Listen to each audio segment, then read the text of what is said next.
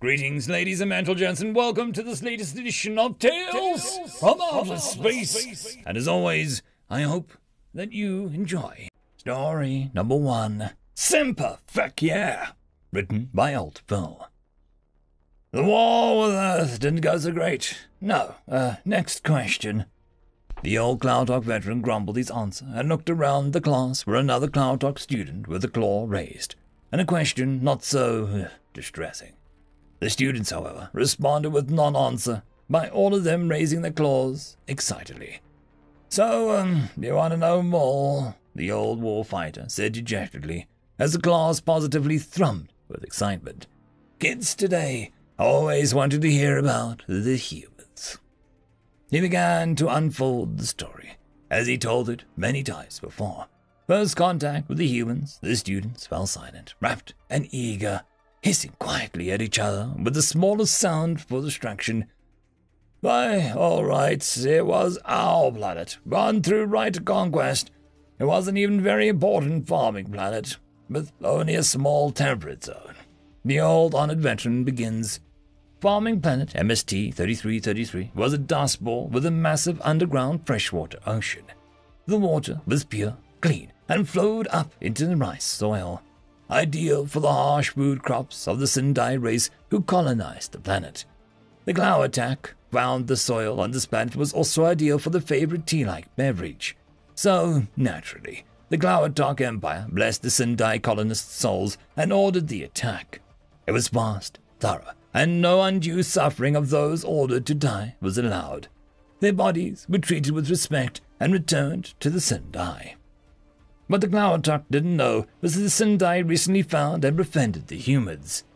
Mere days after scouring the planet and before the first of the equipment arrived to begin repurposing the fields, the human ship arrived. A single, massive ship. The humans united Earth Marine Corps. The ship deployed without warning. Hundreds of ships flying out of it and into the atmosphere. The old Glowatok and his battalion were guarding a key valley, behind a defensive shield wall that stops all weapons known to the galaxy. A single, small ship landed far across the valley and deployed 30 to 40 human marines in armor. The Glowatok's weapons proved largely ineffective against the marines' armor. They simply rushed forward, 2 or 3 random and spaced-out marines at a time, always advancing, always firing.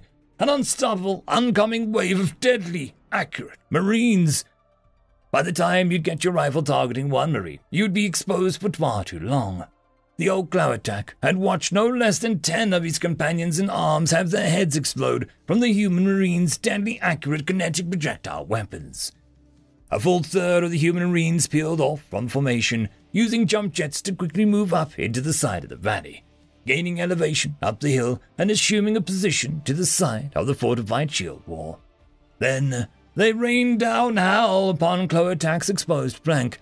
It was all that Glowatok could do but cower and hope not to get shot. Then the main body of the platoon of Marines roared loudly, heard over the massive explosions from their weapons, screaming, "Assault through!" And then they charged. The old Glowatok's eyes, already dim and distant, seemed to lose all focus, and he went silent, just staring at nothing. Silence was like a heavy blanket, covering the class. The students dared not make a sound, waiting to hear what happened next. His eyes snapped back into focus as he shook his head, seeming to be back in the present again. I had to do something. I watched our commander's head explode. He's second in command, every leader in the platoon, then squad leaders. We were leaderless. The humans were going to be upon us in moments. The Glowatok looked at the students, almost pleadingly, trying to get them to understand. We were doomed, he sighed. I had heard of the concept amongst the new species. I guessed correctly that these humans were this new species. It was a wild, unthinkable concept.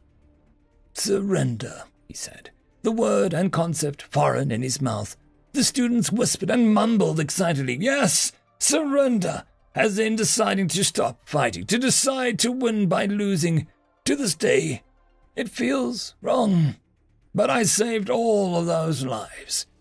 I tore my own white uniform shirt off, tied it around my rifle, and told my best friend beside me my plan. He thought I was quite insane, of course, tried to stop me. But I jumped up above the fortified shield wall into the flying bullets and that white flag. I heard that this species, the humans, would not shoot someone who was surrendering. Again, the students chatted a bit louder this time, getting a harsh glare from the veteran. They all fell back into silence. All at once, the shooting stopped. The humans halted their advance as one. It was over.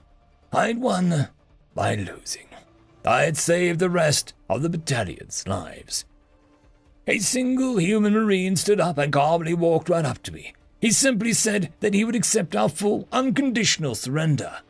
It took a while, but we all came home safe and alive, victorious losers. The old Cloud Talk took questions for a while, describing how they were treated with respect, even friendliness, by the human marines. Their weapons were taken. They were each interviewed. The marines built quarters for them for the weeks their investigation took. The marines gave the planet back to the Sendai and helped them rebuild the farming colonies. He continued. Then one day the marines told us all that we were going home. Immediately put us on a ship and took us to a Cloatak outpost. The marines landed, left our weapons boxed up on the ground, ushered us out of their ship, and launched back into space without so much as a goodbye.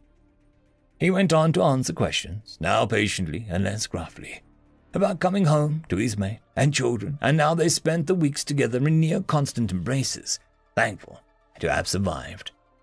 He fondly brushed a Medal of Valor, the highest award for the bravest of heroes, given to him personally by the Emperor himself.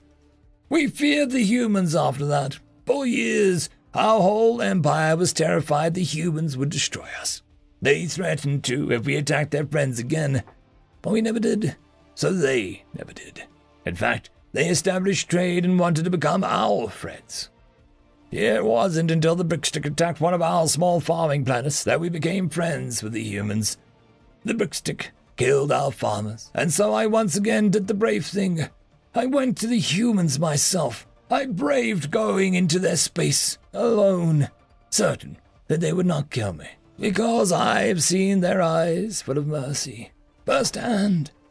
I went to them, and I asked them to help us. They sent the Marines. They got us back our planet, of course, and they became our closest friends and allies ever since. But that's another story, not for today. The students chatted on excitedly as the old Cloatak went to the door and opened it, saying, I have a surprise for you kids. This is Captain Johnson, United Earth Marine Corps.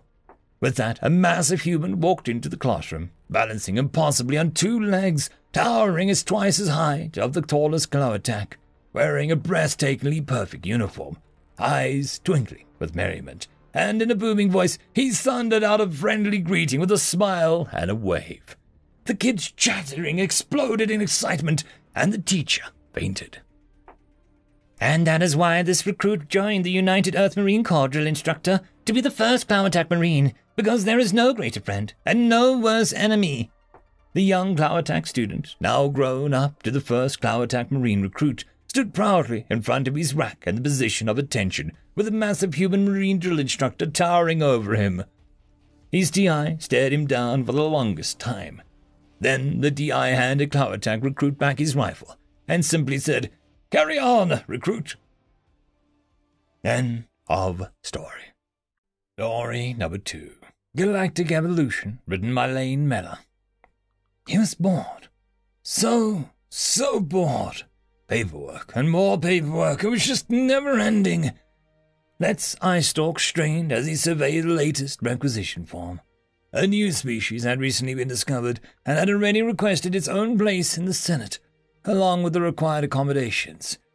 That was marginally less boring than the last one, the request from the WEC contingent to have everyone wear shoes when above the water. Absolutely no one was going to approve to follow that. Waste of his time. One large limb coated in chitin flicked against the touch of screen before the secretary's beady eyes. Was this new request a prank? Let kept reading the documents.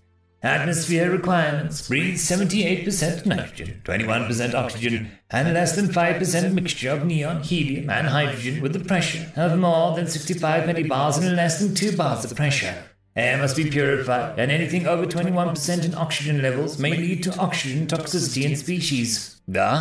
Exclusively air breathers. Rare, but manageable. They'd have to be given space at the very top of the Senate to avoid the extra expense of pumping the humans' preferred climate under the saltwater ocean. Dietary requirements per cycle based on 24-hour day used by species human. 15 to 10 liters of filtered dihydrogen monoxide and 2,000 to 2,500 calories for a sedate human. 2,500 to 3,000 calories for an active human.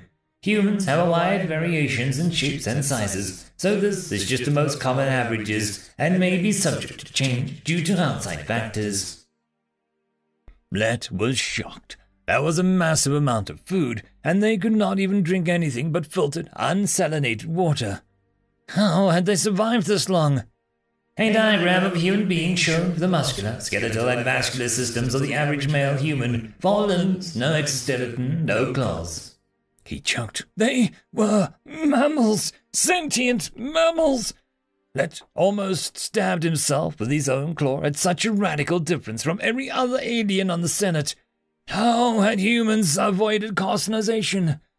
With a nervous chitter, he picked up his comrade. This was a Bumby's paint grade. End of story. Just a quick shout out to the T5 peeps. Bob the Dragon, Cat Crab Lobster, Data Magnet, Dark Machine, Bezic, Try Again 95, Fudic Yol, Astrea the Dreamer, Caspar Arnholtz, Cam Maxwell, Athelia, Meridian 117, and Jordan Bucksmorm. Thank you very much. And that, my friends, concludes this video. I hope that you enjoyed. There are links down below, both to support this channel and for the author of this fiction. Anyways, I hope you all have a fantastic one, and I'll see you next time. Cheers.